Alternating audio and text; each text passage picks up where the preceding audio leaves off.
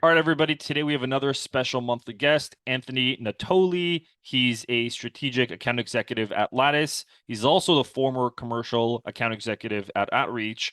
He's also the co-founder of the Up and Up, a private community for sales professionals focused on elevating their sales skills and, most importantly, prioritizing their mental health. The topic that we're going to talk about today, or Anthony's really going to talk about in terms of tactical strategies to do, is prospecting frameworks and using systems to build quality pipeline. It was on purpose that I mentioned that he was also the former commercial AE at Outreach, because Outreach, if you don't know what Outreach is, go Google it. They're very well known for their email marketing engagement tools. And so this speaks to the credibility of Anthony. And he's already surpassed quota. And you generate a lot of leads doing outbound stuff. So I'm going to pass the mic to you. I'll stay true to the episode. And I'll put 20 minutes on the clock. If it bleeds over, it bleeds over. I may do a time check from time to time, but it's all yours. You have the floor. Awesome. Yeah, I appreciate you having me. My theory is that AEs want more pipeline, yet they hate prospecting. And my experience tells me they hate prospecting because they feel like when they come in every day, they're winging it. And when I dug deeper into this, I also found out that SDRs, BDRs are also winging it every day. And this kind of blew my mind because people invest in all these tools, whether it's like Outreach, Sales Loft, these data tools. You've got all these manager sales enablement, and people still don't know how to properly manage their day, their time, and how to effectively prospect. Mm-hmm. And so my experience also tells me that, there's a right and a wrong way to prospect in the macro. Now, micro, there's a lot of different tips and tricks out there that you can follow. And I'm a firm believer that there's not a one size fits all approach, but I do believe in a certain approach in the macro sense of prospecting.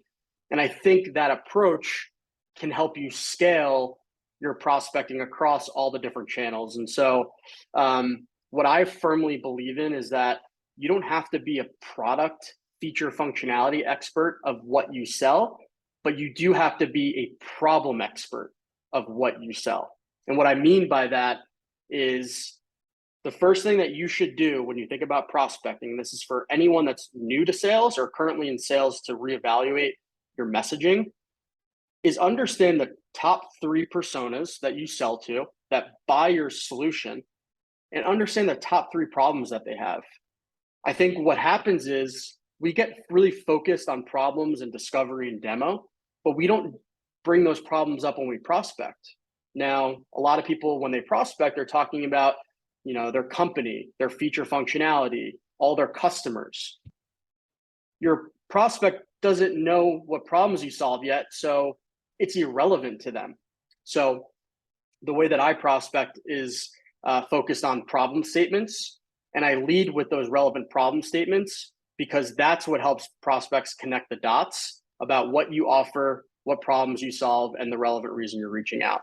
So that was kind of a long-winded answer, but hopefully that gives some context on how I approach things. Yeah, for sure. So, couple of questions, follow-up questions. First, I'll repeat the steps.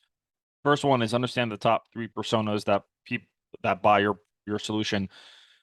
If you're an AE or even an SDR, if you're an SDR that's doing this or an AE that's doing the outbound process, would you say that the VP of sales or the sales manager or the SDR manager, whatever it is, they should have this documented, or are you finding that they don't really have it documented?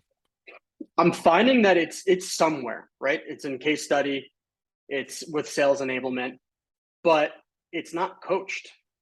Like that idea is not coached until like there's a sales cycle, right? You're taught to uncover these problems in discovery, but what would happen if we booked meetings based on these problems? You make your AE's job easier, and if you're an AE that's prospecting and you're leading with problems, you make your life easier there as well. And so it could be somewhere, but the best thing you could do is ask the top rep at the company, hey, the last 5 deals you closed, why the hell did they buy our software? What problems were they looking to solve? And start there. I'd also recommend if this is more of a message to the sales leader, founder, or VP of sales that's listening to this episode. But I believe I'm a big believer in capturing certain pieces of data that your team can later use and even you use as business. So like capturing the buyer if you're using HubSpot, create a field on the deal record called buyer persona or type of buyer, whatever it is, and have a drop down list of which type of buyer you worked with. And then the AE would fill that out as they're working the deal. And then at the end of the month, you can run a report on which deals won and who the buyer personas were for that deal, or what, and then maybe the problem that they're trying to solve as another field. And then if there's more than one problem, then they can do a multi-select, and then you can again run a report at the end of the month, and then show at the end of the month we won, uh, 30 deals, 50 deals as a team, 50 or 60 deals as a team, and majority of the deals that you won, they all had these particular problems. I mean, this is more of a message to a founder, VP of sales. But then it makes it a lot easier for the AEs and SDRs to go back to run the reports and then say, okay, let me work my prospecting list based on that. Then you said understand there are top three problems. I'm assuming it's the same thing. It exists somewhere. Like how when you joined Outreach and Lattice, how did you find the top three personas? How did you find the top three the top three problems? Yeah, it's a really good question. So I said, listen, we're doing a lot of this product training, and that's great. It's important for me to know what the product does. But I pushed back and I said, okay, what does this feature enable? What does it solve? What does it do? Why would someone care about this? So you need to ask those types of questions when you're getting all this great product training. Because what happens is if you focus on just the product and the features and functionality, that can get very overwhelming quick because there's a learning curve. But if you can understand the problems, well, then you're off to the races because that's what prospects ultimately care about.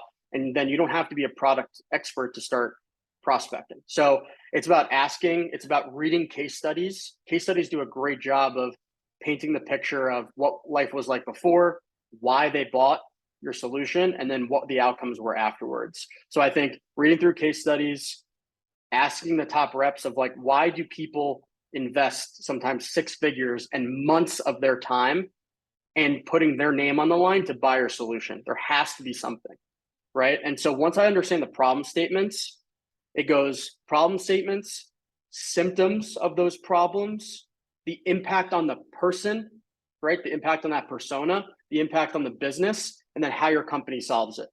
If I have those, like you think about it in a spreadsheet, the persona, the problem statement, the symptoms, the impact, I can now create and craft a call script. I can create and craft a relevant email, all that's focused on industry peer problems that I know personas like them have because people have already bought our solution to solve it. So what happens is when you propose that problem, a couple things happen. They're either not having that problem, or they're having the problem and they don't realize that there's stuff out there to solve it, and so you're shining a light on it. Or they have that problem and they're using a competitor of yours to try and solve it. And what that allows you to start to do is to start to do some discovery around that when you're on the phone with them, right? But without you illuminating and proposing that problem when you're prospecting, it's not going to matter to them. You're not going to get the information you need for them to connect the dots in their head that they should care about what you are offering. Yeah. So proposing the problem in an email, you mentioned, correct me if I'm wrong, you mentioned the three-way. They either have a problem, they either don't know they have a problem, but they have one, or they actually don't have a problem. What are some tactical, call it variations of problem posing questions that you can recommend somebody to use in an email? Yeah, so I think it's a little bit different in an email. So I don't ask the question in the email. I'll propose it as a problem statement in the email, but I will ask it in a call. So the problem statement in an email may sound something like this. Most people teams that we speak with at Lattice tell us that they are more reactive than they are strategic, not because of their people or their programs, because of the tools available to them, right? And so that would be a way that I'm proposing a problem to someone over email. And now I may say the same problem on a call, but I would ask them about it. I would say, Are you talking about cold call or like a discovery call? cold call, cold Okay. call. So I would say, once I get past the opener and they let me explain why I was calling, I would say, hey, I noticed you're the CPO over at XYZ company. We're working with a lot of organizations like yours, and they tell us that their people teams are more reactive than they are strategic. And as a result, they're not investing the full amount into their people. And as a result, their top performers and high potentials are at risk at leaving. I'm curious, how are you going about investing in your top performers, or how are you going about identifying the programs you need to run to make sure your top performers stay, right? So you're asking them an open-ended question about the problem statement related to how you know you can solve it. Gotcha. Okay. So the if it's on a call, there's more context, and obviously because it's on a call, so it's a lot easier. If it's in an email, it's more of a statement. And then what's your call to? I'm assuming that's the first email that goes out. How does that Yep. email end? Is this do you write? Do you ask? Is this something that happens in your world? Like, what have you found to be successful? Yeah, great question. So I structure my email like this. So the first line is the relevancy, the reason, the trigger you were reaching out, right? Let's just say I listen to a podcast a chief people officer does. I can get a nugget that relates to the problem statement. So I'm going to reach out that first line of relevancy of like, listen to your podcast, feels like you might be focused on XYZ, and then insert the second line is the problem statement. And then the third line is how your solution solves that problem statement. And then the call to action is something like open to learning more about what I just said, because the three sentences connect. Yep. And I'm not asking for time. I'm asking, is this interesting enough to take a look? Is this something that you're experiencing today?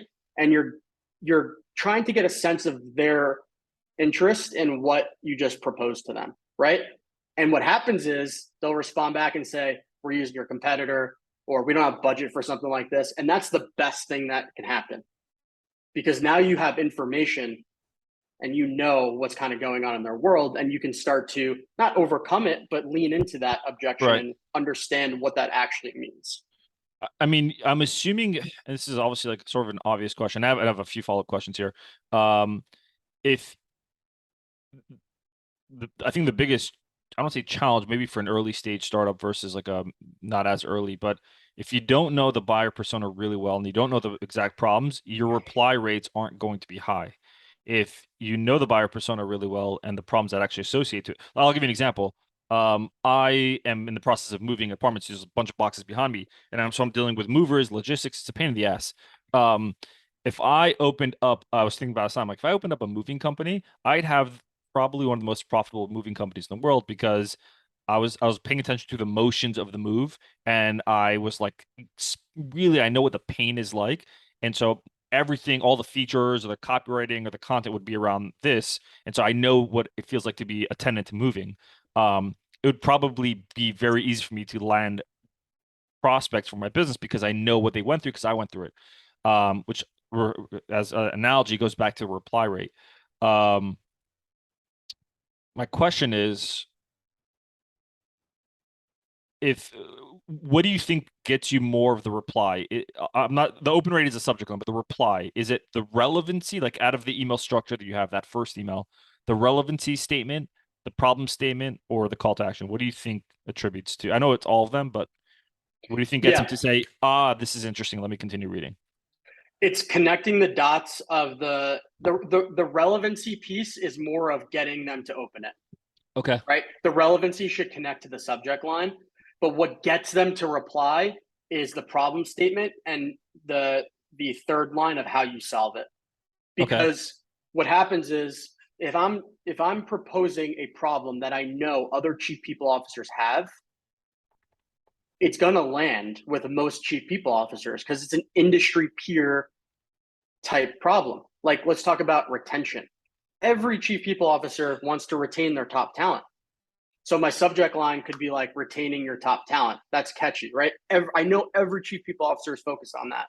So let me illuminate a potential problem that they may try to be solving, but they don't realize that Lattice exists or a solution like Lattice exists. And now I'm illuminating the potential problem that he or she may be having, or they're trying to solve, or it's a big initiative for later in the year. And then I propose how I can solve it.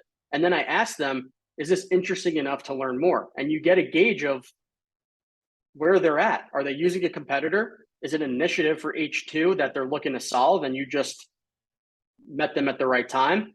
Or you get other objections, right? Like, we thought about this, but it's not in the cards for, this year or whatever, right? So it's allowing them, the second and third line allows them to connect the dots in their head. It's more of like a psychology play.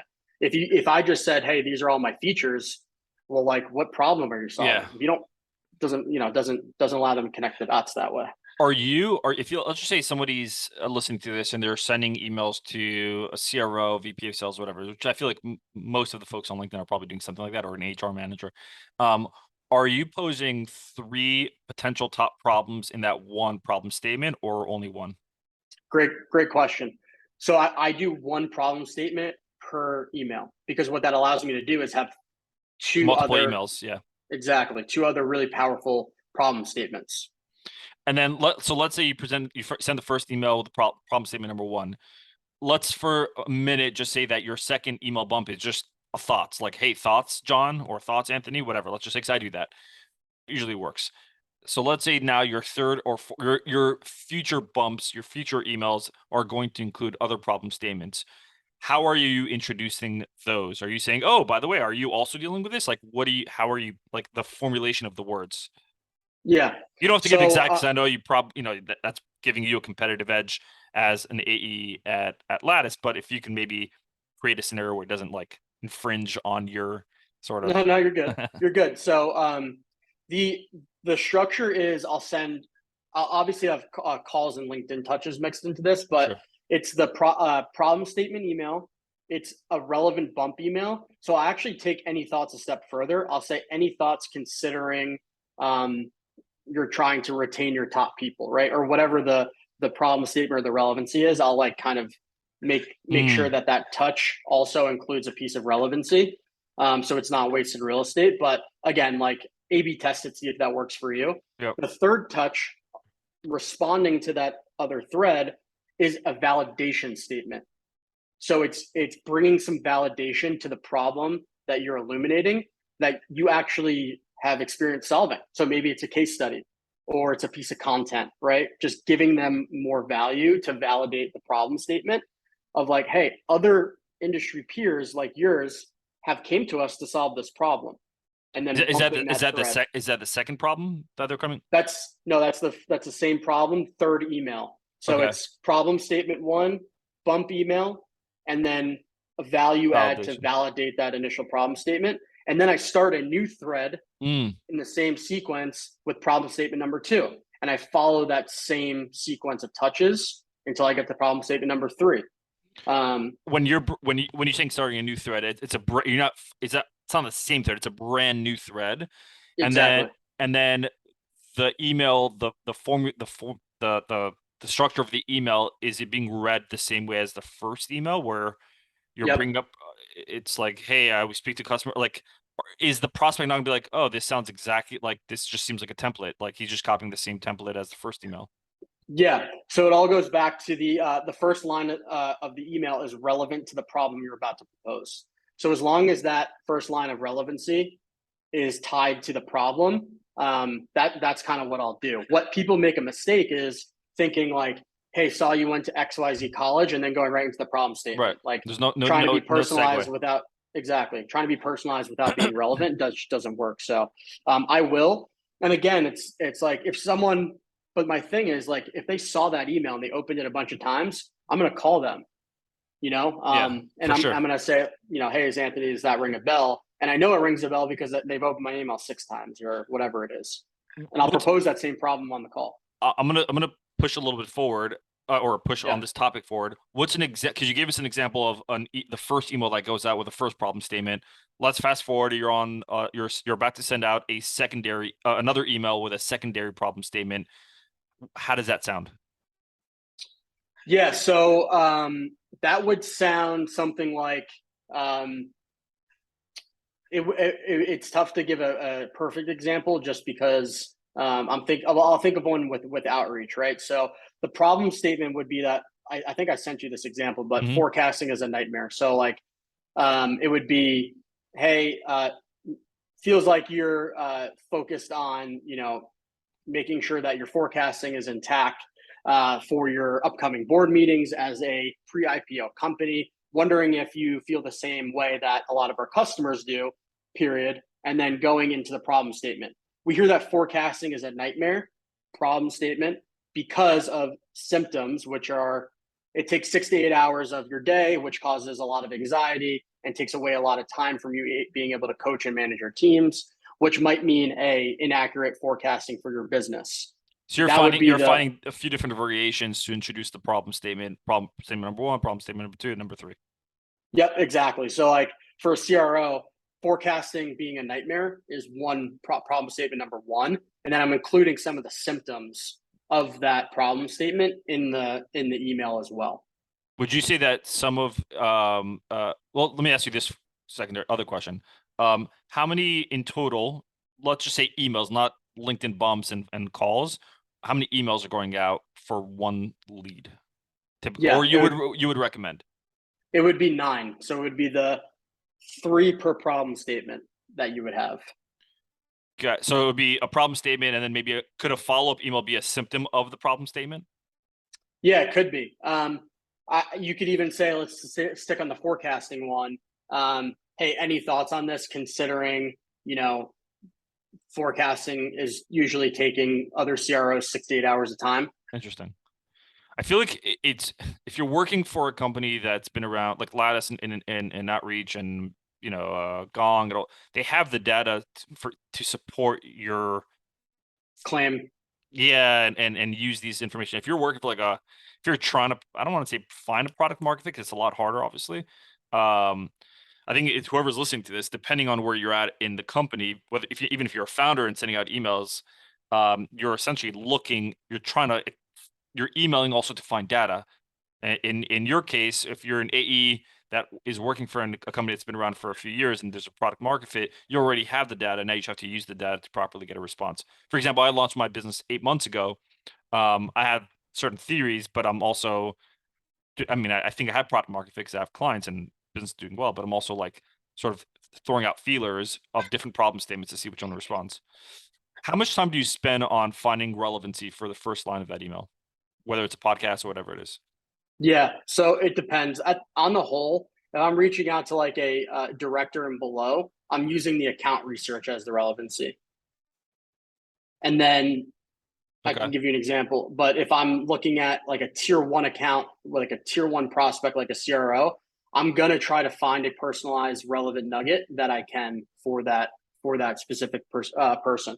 So account research would be, if I'm selling to the enterprise, 10Ks, or maybe they're downloading content, or investor calls, or analyst questions on those earnings calls, right? So I'm using the relevant account triggers to reach out to those people. But when it's a C-level contact, I'm going to spend a little bit more time on finding the relevant nugget on that specific individual. That relates to the problem statement. Right. Is that when you say more time, you're talking about 10, 15 minutes more, or? Yeah, it's probably, if I'm, because if I have 160 accounts that I'm going after, not all of them are tier 1. So any C-level contact in my tier 1 accounts, they're getting that extra time, and it's 20 to 30 minutes per account. And I typically am going after 2 to 3 new accounts, tier 1 per week as an AE. So it's probably an hour a week that I'm spending on additional research for C-level contacts. So tier 1, tier 2, tier 3, that's based on our criteria. Are you making those your tier 1? Is it up to you to make up those tier 1 to tier 2s and 2, or your company provides it? Yeah, for anyone listening, I think it depends on the stage company that you're at. We're a series, I don't even know at this point, but later stage companies, they're going to have that built out already. But if you are an earlier stage company, you have to A/B test, and you have to try to figure out who's your ideal customer, what industries, what size. And so based on all of those things, your ICP is going to look different. Our ICP at Lattice looks different than our commercial teams. Right. So it really just depends on the different data points. And then we're about pretty much done here, and I have a ton of questions. We won't have time. Where did you learn all this? Yeah, where did I learn all this? I learned all of this based on when I was an SDR, and I realized that pitching feature functionality just didn't land, and I wasn't setting my AE up for success on his discovery call. A lot of times they just wouldn't qualify, they wouldn't be ready, all because I didn't find out if there was a relevant problem or not. And so I think it was through trials and tribulation of not succeeding in the beginning of my role, and then realizing by making that switch how much success I could have. And then I was still winging it every day. And so I had to figure out, how can I prospect as an AE every day without like putting it off when it would come up on my calendar. And so I started the mindset shift of feature function to problem statements early in my career. Mm-hmm. And then when I became an AE and I realized I didn't have unlimited time, that I needed to develop a system and framework that I could follow every day that would allow me to stay disciplined. Yeah. And are your emails that you're sending, those bumps, it sounds like they're really custom to who you're sending it out to. So correct me if I'm wrong, but I doubt the 9 emails that are going out are automated. Maybe that second bump is automated. Is that a fair statement? Second bump is automated, and sometimes the third as well, just depending on the type of person that you're reaching out to. Gotcha. It's kind of like there's so much to unpack. I wish we had more time. Yeah, I know. We're probably gonna do a part 2 of this. There's a science behind it. Yeah, we could definitely break it down. But yeah, there's like a science behind it. That's cool. All right. We're out of time, so this is your time to shine in terms of promoting yourself. So if you want to let the audience know either where to find you, promote anything that you want to promote, this would be it. Yeah. Appreciate it, man. So I have a free weekly newsletter, and I focus specifically on prospecting. Every Friday at 9 a.m. Eastern, one new prospecting tip that you can action on every day. I've got a prospecting playbook that I'm dropping here in a couple weeks. So figure mid-August it'll be out, that outlines a lot of this stuff, has a problem statement worksheet that you could actually fill out. So feel free to grab that when it comes out. But thanks for having me, man. Yeah, this is long overdue. And I'll put the link of obviously your LinkedIn link on the description of the episode, and the Up and Up. I'll put a link there too, and your Awesome, newsletter man. if you have one. Yeah, when you mentioned. Appreciate it. Thank you.